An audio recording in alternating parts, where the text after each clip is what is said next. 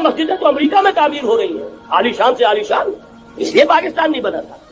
آج بھی مسلمان، میں معذرت سے عرض کر رہا ہوں مولانا سے، آج بھی بھارتی مسلمان کی ایوریج نمازی ہونے کے اعتبار سے پاکستانی مسلمان سے کہیں بہتر ہے۔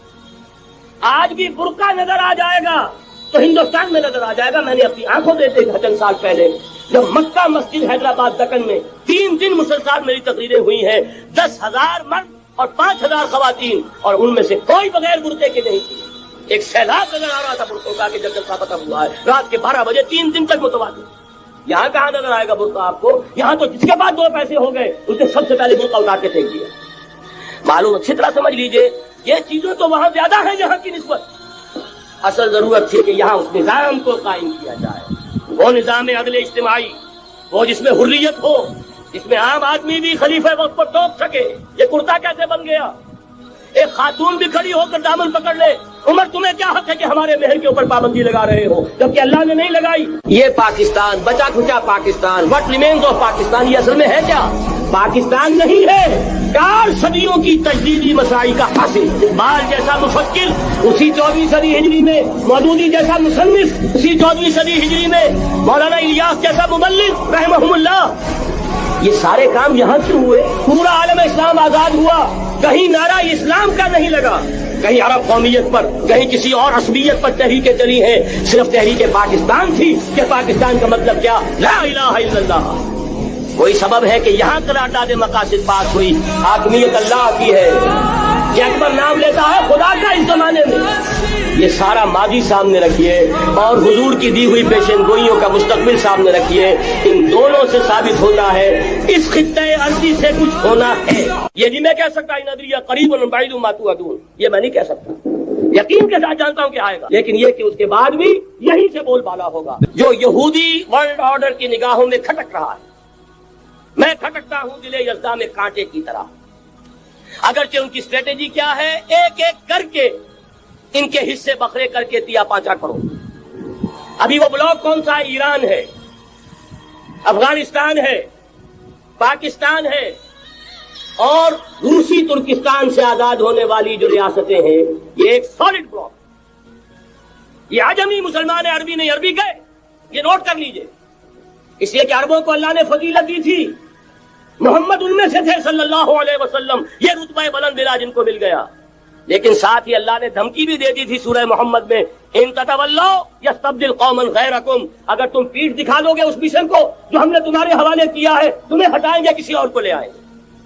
اور یہ بات ہو چکی ہے 13ویں صدی عیسوی میں، 1258 میں، جب سقوط بغداد ہوا ہے، عربوں کے ہاتھ سے عالم اسلام کی قیادت چھین لی گئی۔ اس کے بعد قیادت کن کے ہاتھوں میں آئی؟ ترکوں کے ہاتھ میں، ترکان تیموری ہندوستان میں، ترکان صفوی ایران میں، ترکان سلجوقی مڈل ایسٹ میں، اور ترکان عثمانی کا تو کہنا ہی کیا ہے، وہ ایشیا مائنر سے چل کر آپ کو معلوم ہے کہ مشرقی یورپ کا کتنا بڑا علاقہ، دی گریٹ آٹومان امپائر اس صدی کے آغاز تک قائم تھی۔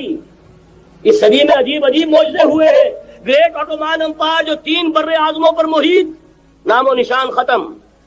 The great U S S R, نام و نشان ختم۔ اب تو روس صاحب ایک ملک کی حیثیت سے رہ گئے۔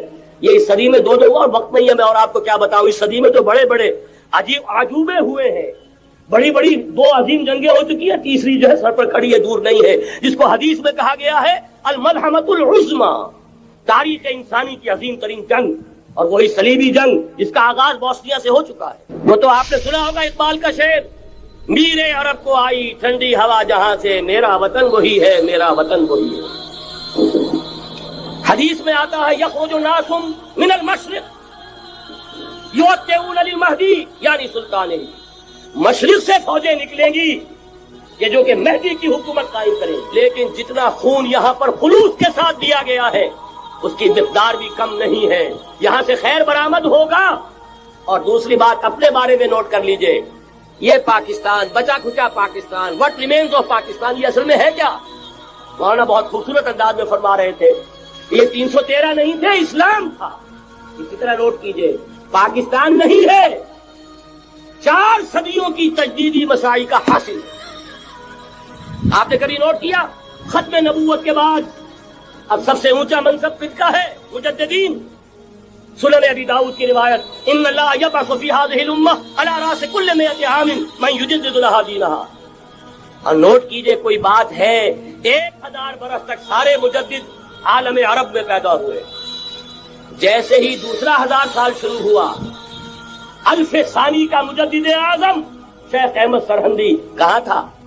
صنم خانہ ہند میں حاضر ہوا۔ میں شیخ مجدد کی لحد پر، وہ خاک کے ہے زیر فلک مطلع انوار، گردن نہ جھکی جس کی جہانگیر کے آگے، جس کے نفس گرم سے ہے گرمی آرا۔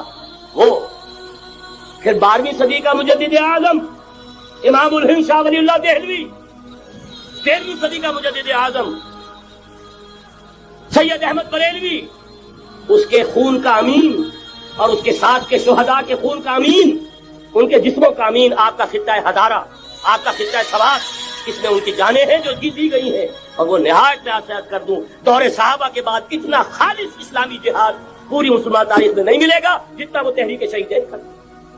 14ویں صدی ہجری میں شیخ الہند جیسا مجاہد اعظم کہ انگریز نے گرفتار کر کے قید بھی کیا ہے، تو کہاں ہندوستان میں نہیں، کہاں جزیرہ ہے سائرس، کیا نام تھا،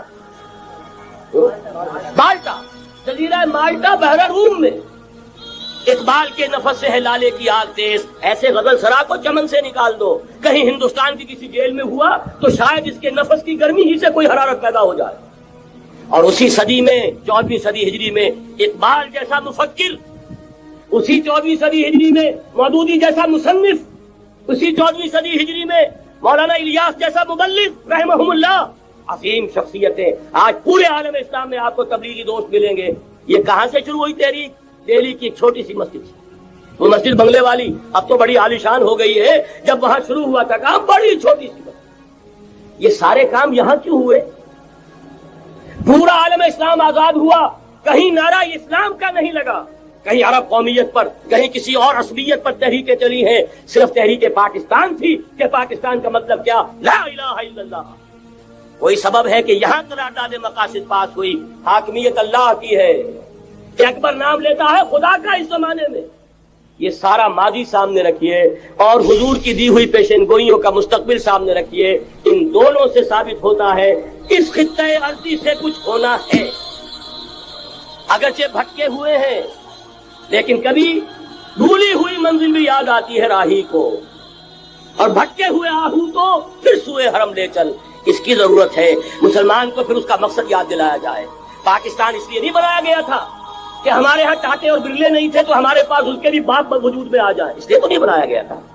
پاکستان اس لیے نہیں بنایا گیا تھا کہ جاگیرداروں کی جاگیرداریاں محفوظ ہو جائیں، پاکستان اس لیے تو نہیں